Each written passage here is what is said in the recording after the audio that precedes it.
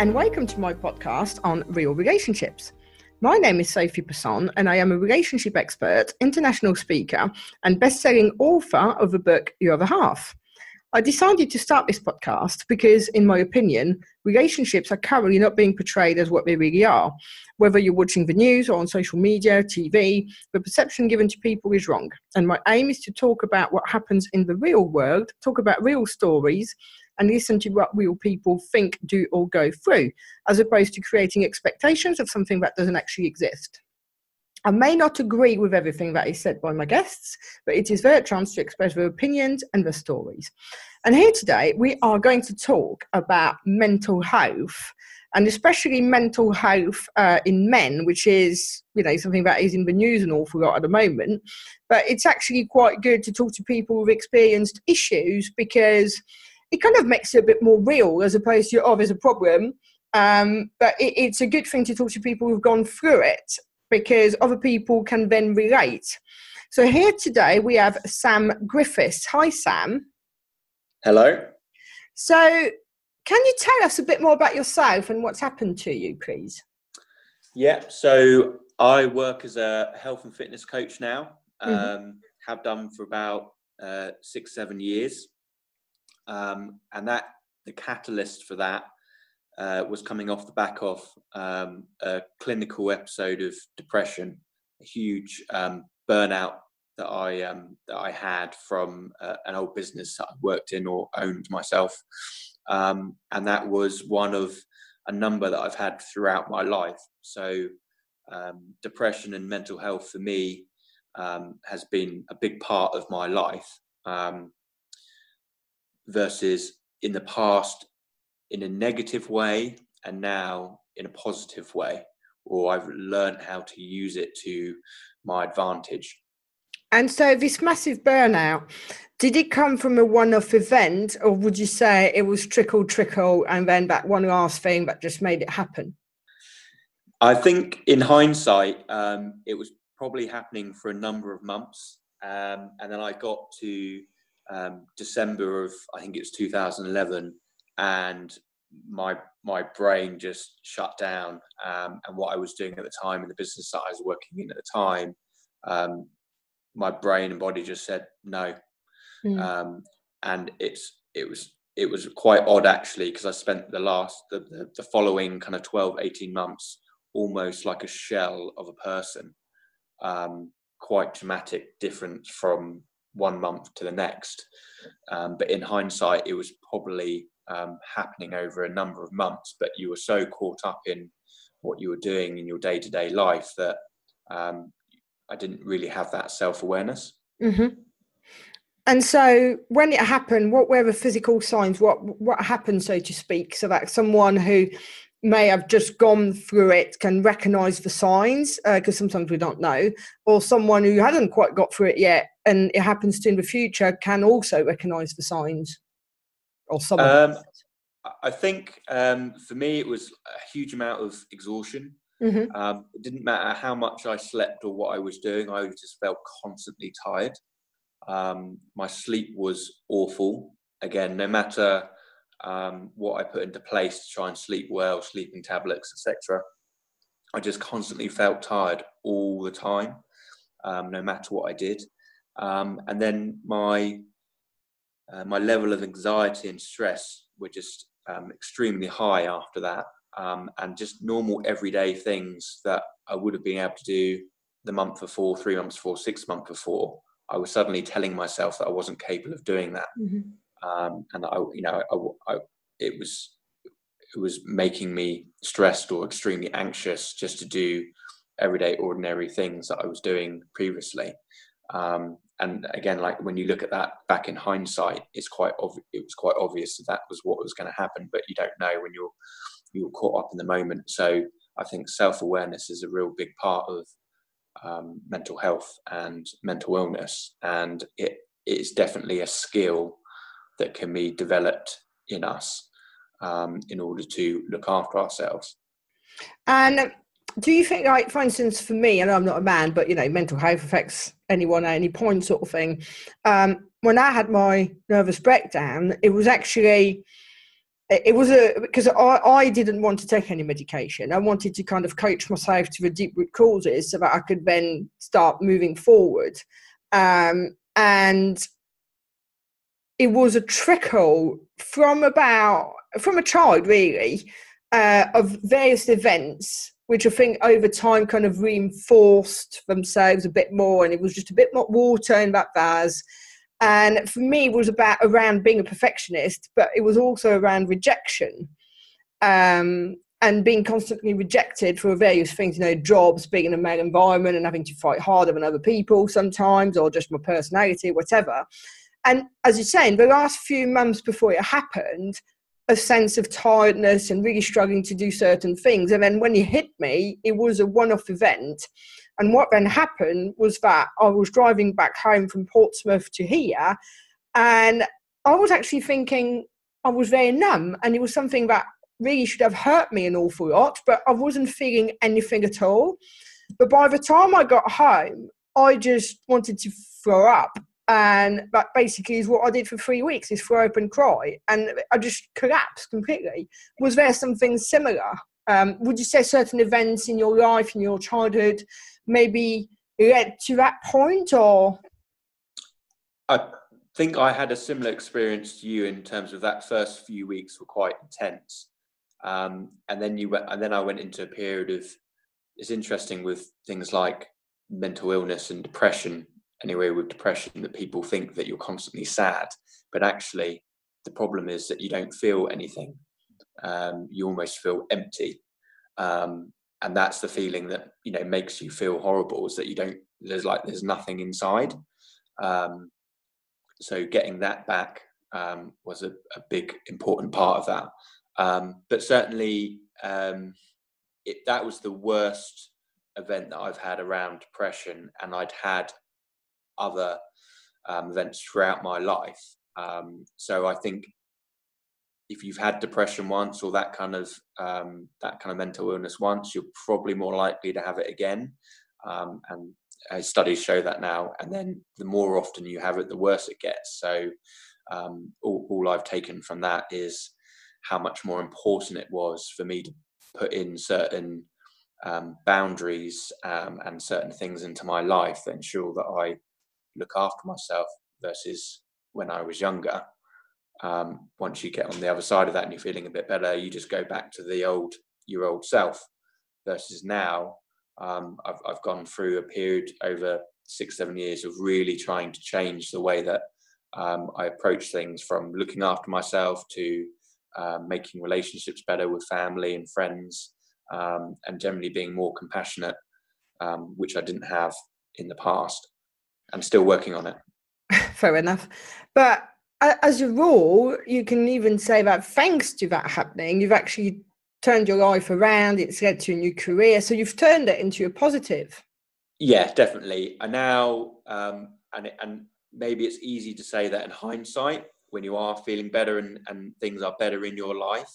But certainly being able to look at events and things that happen as positives, even when they don't feel good, positive in terms of what they can give you of experience, or how you can use them to not repeat the same mistakes or repeat the same behaviors, and your kind of old self.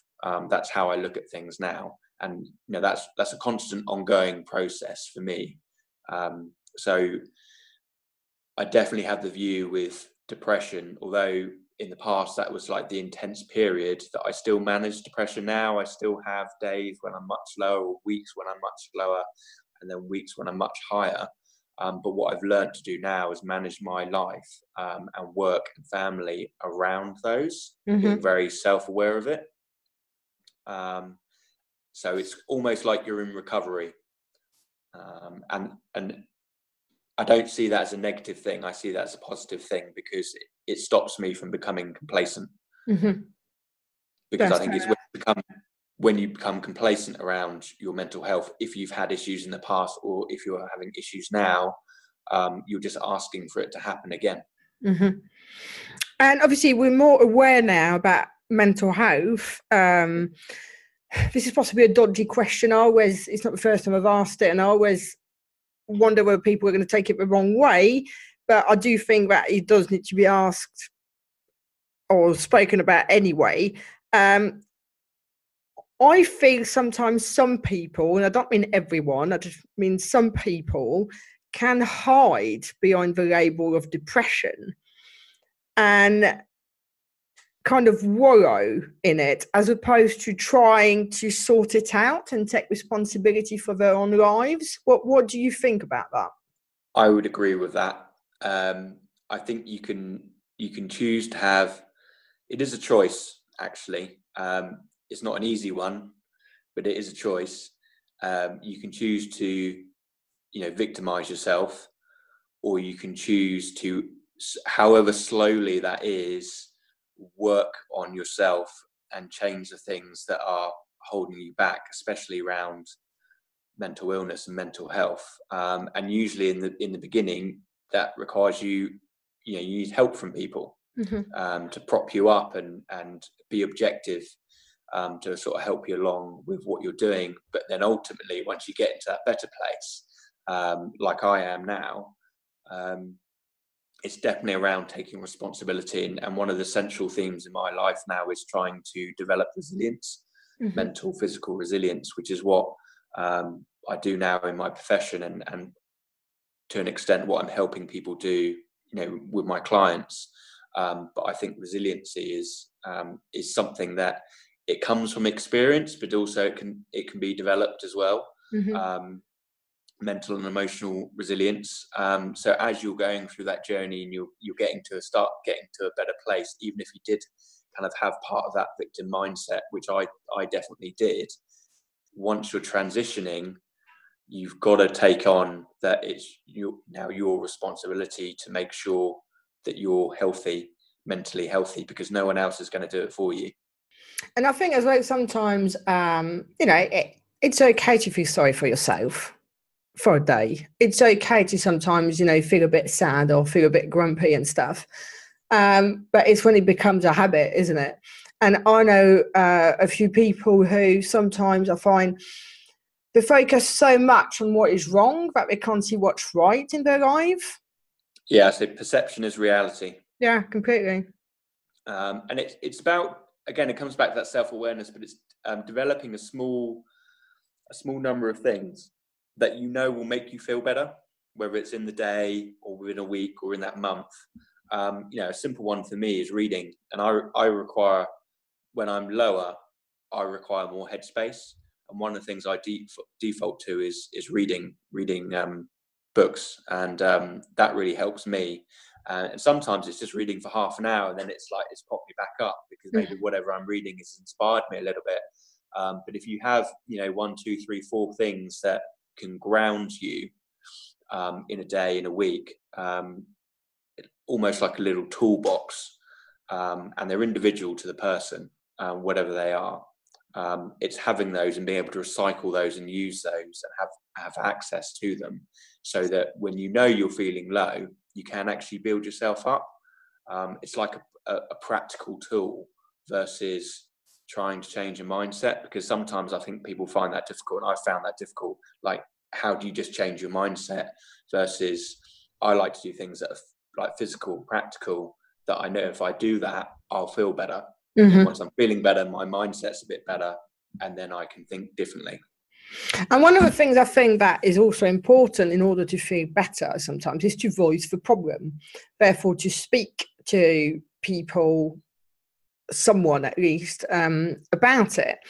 And men are normally not so straightforward at speaking up about what is wrong. Did you find that was a problem for you? Yeah, it's definitely a problem for me. Probably still is a problem, although I'm much better at it. And I think voicing how you feel is important, but also there's different ways of doing that. It's different talking to a stranger versus talking to a friend. It's different talking verbally in a conversation versus writing down how you feel. So there's different methods to voicing how you feel, and you can use the one that works for you. And things like journaling or writing down how you feel on a given day, just taking it out of your head onto paper, even if you don't keep it, can make how you're feeling more objective once it's down in black and white. And then you can actually look at that and go, you know what, that's not right. And I think, as you say, because otherwise it just goes round and round and round in your head, doesn't it? As opposed to, it's out. Yeah, I mean, one of the things that I've been learning about for a number of years now is Stoicism, which is effectively one of the guys that I follow, one of the authors that I follow, says it's like an operating system for high stress environment. And one of their central themes in Stoicism is to journal and journal on a daily basis, where it's, writing down what some of your problems are, writing down what you're grateful for, writing down how the day went, but just getting that process of taking stuff out of your brain, out of your head and onto paper. Again, even if you don't keep it, it's just kind of making it dissipate. Yeah, and I think, unfortunately, with men and even with women, for that matter, talking sometimes is difficult because we're worried that people are going to judge us. Yeah, I think that's probably it's a problem for everyone, I think, and I'm not sure how to fix that exactly. It's got better for me over time because I'm older and wiser, and I've had that experience. And you're more confident in who you are and the way you are. For example, I'm quite an introverted person, and I can often come across as either shy or arrogant. And for the people that know me really well, know that's not the case at all. So now I've got to a place where I just don't worry too much about people that I don't know and what they're thinking. I know the people that know me well and the people that I spend most time with. If you're intrinsically a good person, you've got good morals, etc., they know that, even if you don't show that all the time. And do you think that as well for men, they're scared to open up because of the old, Tarzan syndrome and, the testosterone and, I must be strong and that sort of stuff? Do you think there's a bit of a stigma attached to men talking about their weaknesses in essence? Yes, definitely. And it's something that I'm trying to work on, but I know some people personally who are very good at it, who are able to be kind of simultaneously strong and make themselves vulnerable at the same time, which I think is a really unique skill, and it should be something that we all try to develop, because really if you're trying to be strong, yet that weakness that you have or that you perceive that you're trying to avoid, i.e. say issues with mental health or depression, then that becomes your weakness.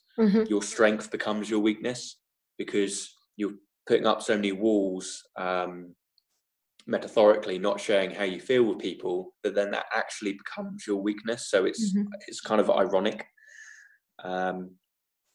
So it's just that process of being able to share a little bit with people, or get your, like we said earlier, get your voice out in whatever way you do that, whether it's talking to a friend or whether it's talking to a complete stranger, or it's just writing down how you feel.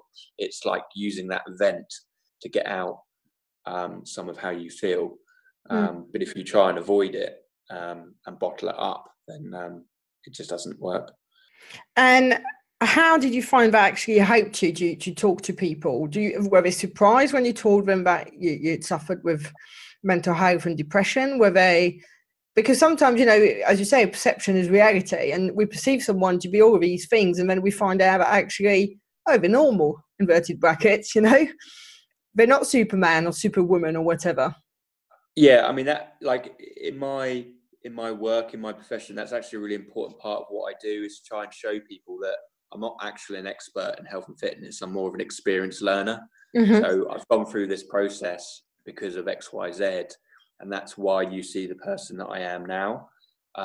So I wouldn't be the person that I am that you're talking to physically, mentally, or otherwise, unless I'd gone through that process, which is basically saying it's actually okay It's okay to go through that stuff because it can make you better. And if you look at it from that point of view, then again, it doesn't become a negative anymore, because when I do share that stuff with people when it's appropriate,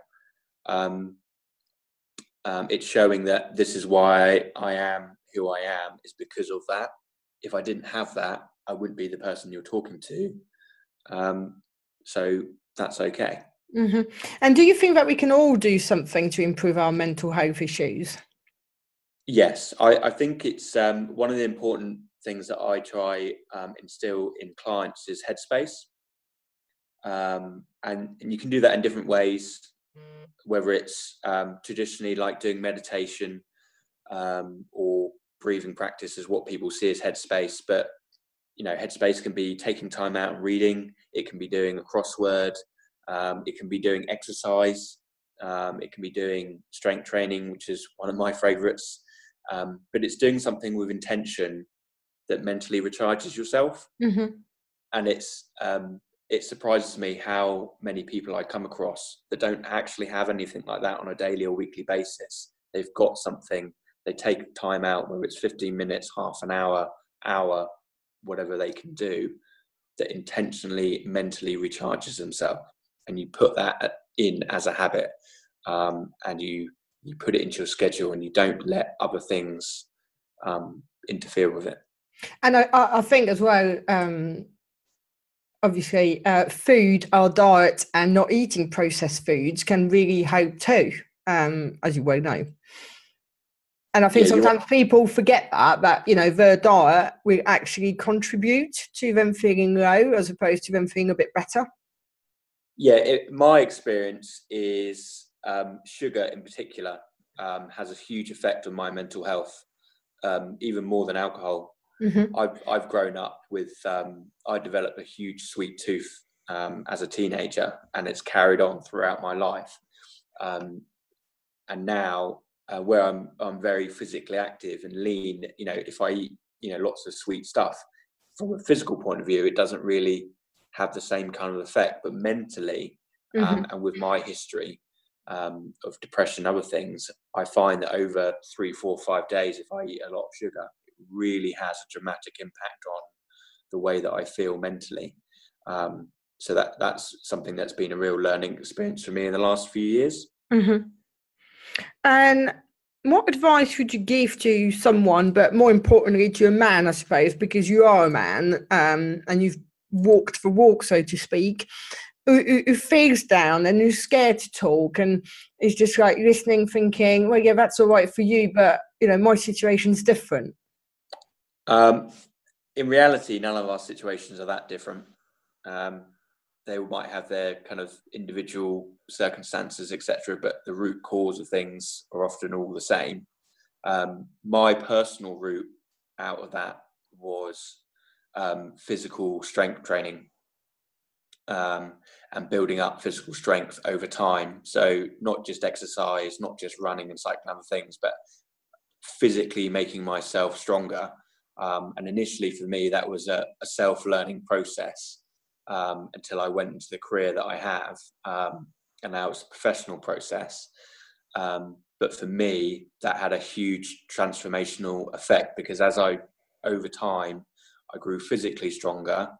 I then was regaining some of my mental strength, and then they start to create that kind of positive loop. So sometimes, so I was in a place where I didn't have that mental strength, or I didn't feel like I had that mental strength. So I kind of took that out of body experience and did physical strength training. And for me, it's not something that comes in weeks. It's over months and years, which is part of what attracted me to that process, because it has longevity. It's something I began to understand that I could do for the rest of my life, which would ground me. And it's interesting, I say to people, I've never met a physically strong person that wasn't mentally resilient. As not to say that people who aren't physically strong can't be mentally resilient, but just the other way around in the community that I'm in, and other professionals who are physically strong and capable, not in an ego way or a show off way, but just have that quiet physical strength. They always seem to have that mental resilience as well. So it's a bit like the chicken and the egg, which came first. But for me, my transformation was around physical strength training, and then that was like the catalyst that led to all the other sort of things that I'm doing now. Fair enough. It's actually it's interesting now in the modern world where we value intellectual intelligence and innovation and creativity so much more over the physical. And it's probably beyond my scope, but I just find that interesting that, you know, back 40 years ago, 50, 60, 70, 80 years ago, the world was much more physical in terms of both men and women, in terms of things that we did day to day, and our mental health problems were much less.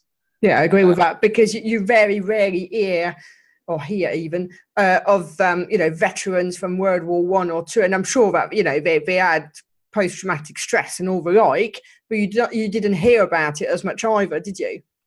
No, and you don't know what the true answer around that is. Is it because it's because they didn't say anything, or because they didn't suffer from it? I know. Exactly. But I definitely think being more physical is definitely the way forward in terms of mental health, and certainly physical strength.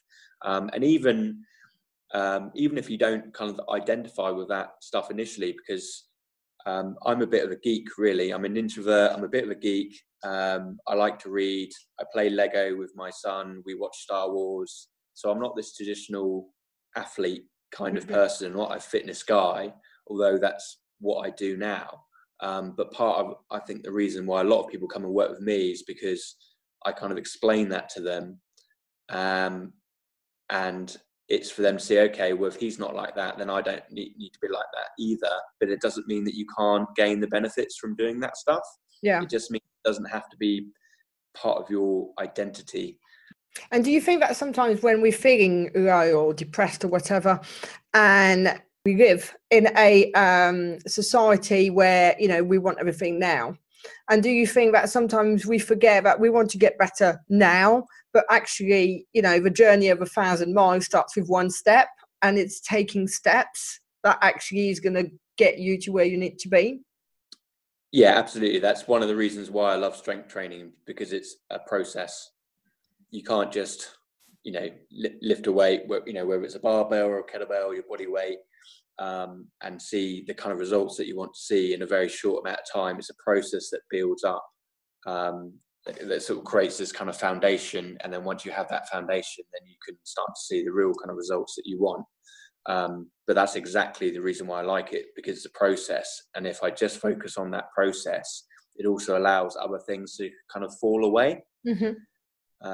Fall away out of your mind, because what you're doing right now in that moment, you know, in the gym or at home or whatever, focusing on building physical strength, you can't think of other things.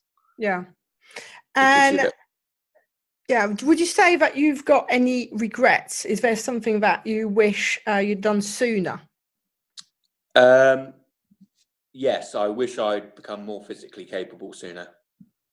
I wish I'd started reading more sooner.